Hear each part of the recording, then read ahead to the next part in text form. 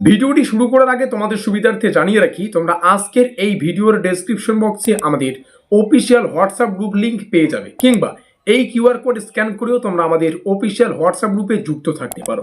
সেমিস্টারের শুরু থেকে পরীক্ষা পর্যন্ত যত গুরুত্বপূর্ণ আপডেট, প্রত্যেকটা আপডেট আমরা সর্বপ্রথম আমাদের হোয়াটসঅ্যাপ গ্রুপেই দিয়ে থাকি। তো খুব ভালো হবে এখনই আমাদের হোয়াটসঅ্যাপ গ্রুপে যদি যুক্ত হয়ে নাও। শুরু করছি আমাদের আজকের এই স্পেশাল ভিডিওটি। আজ তার দ্বিতীয় ক্লাস, আর এই দ্বিতীয় ক্লাসে আমরা প্রথম অধ্যায়ের শীতল যুদ্ধ মানে কোল্ড ওয়ারের যে টপিকটা রয়েছে, এই টপিকটা থেকে অত্যন্ত গুরুত্বপূর্ণ এমসিকিউ প্রশ্ন এবং উত্তরগুলোকে ডিটেলসে আলোচনা করব। এটা আমাদের এই প্রথম অধ্যায়ের দ্বিতীয় ক্লাস। আমরা প্রথম অধ্যায়ের প্রথম ক্লাস ইতিমধ্যে আলোচনা করে ফেলেছি, যেখানে প্রথম অধ্যায়ের দ্বিতীয় বিশ্বযুদ্ধ পরবর্তী আন্তর্জাতিক সম্পর্ক এই টপিকটা থেকে গুরুত্বপূর্ণ এমসিকিউ প্রশ্নগুলোকে ডিটেলস আলোচনা করা হয়েছে উত্তর সহকারে। যারা জানো না তাদের সুবিধার্থে জানিয়ে রাখি, আমরা একটা সিরিজ কন্টিনিউ করছি। এই সিরিজে আমাদের প্রধান উদ্দেশ্য হচ্ছে আমাদের সিলেবাসের প্রত্যেকটা অধ্যায়ের গুরুত্বপূর্ণ টপিকগুলোকে ক্লিয়ার করা, এমসিকিউ প্রশ্ন এবং উত্তরগুলোকে প্র্যাকটিস করা। আমরা প্রথম ক্লাস ইতিমধ্যে অলরেডি আলোচনা করে ফেলেছি, ওই ভিডিওটির লিঙ্ক আজকের এই ভিডিওর ডেসক্রিপশন বক্সে পেয়ে যাবে।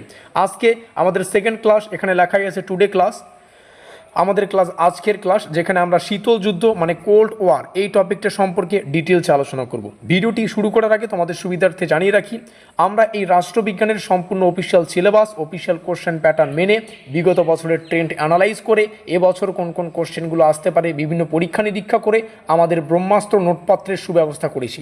যারা স্টাডি মেটেরিয়ালস মানে নোটপত্র খুঁজতেছো, একটা স্বল্প প্রাইস বা স্বল্প ক্রয় মূল্য পেমেন্ট করে আমাদের একটা সামান্য পারিশ্রমিক তোমরা পে করে এই নোটপত্রটা সংগ্রহ করতে পারবে, যেটার প্রাইস মাত্র 199 টাকা।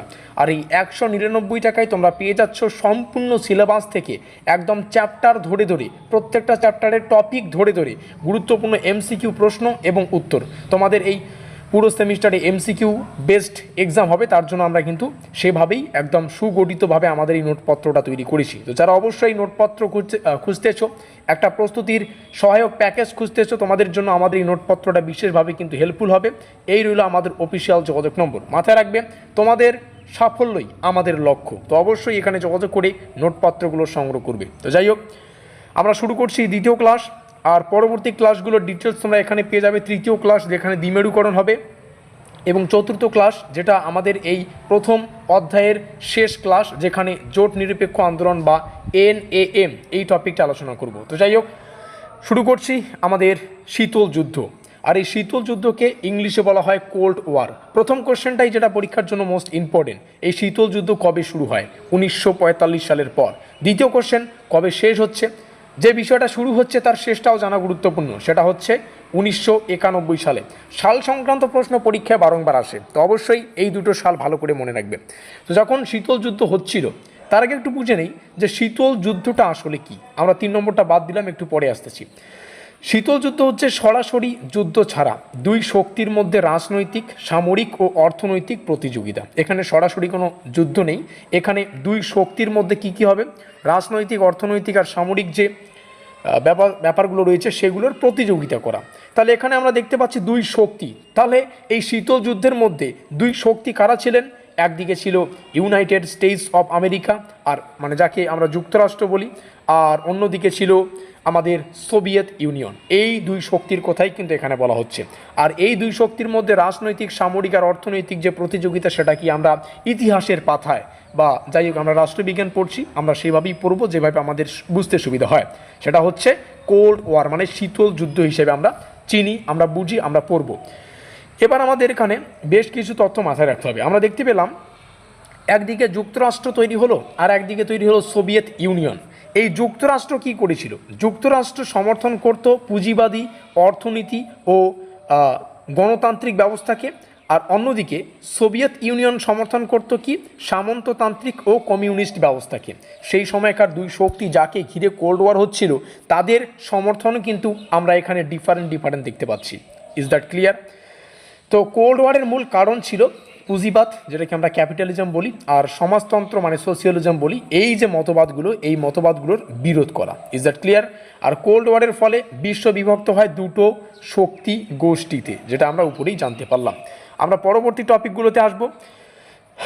আর এই দুই শক্তির ভিত্তিতে তৈরি হয় দ্বিমেরু বিশ্ব ব্যবস্থা। যখন দুই শক্তিতে পুরো বিশ্বকে ভাগ করা হলো, খণ্ডন করা হলো, তখন কিন্তু যে নতুন ব্যবস্থা করা হলো সেটা কি আমরা বিপোলার বা বাইপোলার যাই বলো না কেন, দ্বিমেরু বিশ্ব ব্যবস্থা যেটাকে আমরা বলছি সেটা কিন্তু আমরা পাবো।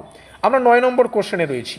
আমরা 9 নম্বরের পরের কোশ্চেনগুলোতে যাওয়ার আগে আমাদের বাকি ক্লাসের যে ডিটেলস সেটা একটু দেখে নেব। দেখো 3 নম্বর ক্লাসে দ্বিমেরুকরণ কিন্তু রয়েছে, মানে বিপোলার বা বাইপোলার ওয়ার্ল্ড এই ব্যবস্থাটা কিন্তু রয়েছে। আমরা 3 নম্বর ক্লাস শুরু করার আগেই কিন্তু এই টপিকটা, মানে 3 নম্বর ক্লাস শুরু করার আগেই 3 নম্বর ক্লাসের কিছু কনসেপ্ট দ্বিতীয় ক্লাসেই কিন্তু জেনে নিচ্ছি। তো অবশ্যই এই টপিকগুলো ভালো করে কনসেপ্টগুলো ক্লিয়ার করো এবং পরবর্তী ক্লাসটা আসলে যাতে করে এভাবে আমরা ভিডিওটা করবো, সাথে সাথে তোমরা যাতে উত্তরও দিতে পারো। মানে পরবর্তী ক্লাস আসার আগেই পরবর্তী ক্লাসে কি আলোচনা করা হবে সেটার কনসেপ্টগুলোকে মাথায় রাখো, প্র্যাকটিস করো, মুখস্থ করো, যাই করো না কেন মাথায় রাখো আর কি। এবার 10 নম্বরে আসবো আমরা। ইউএসএ আমরা দেখতে পেলাম যে ইউএসএ এর নেতৃত্বে কি হয়, ন্যাটো তৈরি হয়।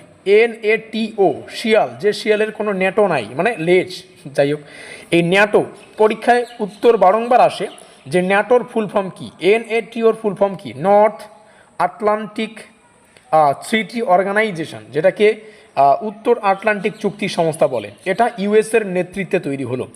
আর অন্যদিকে ওয়ারশাও প্যাক্ট যেটা তৈরি হয় WSSR এর সামরিক জোটে।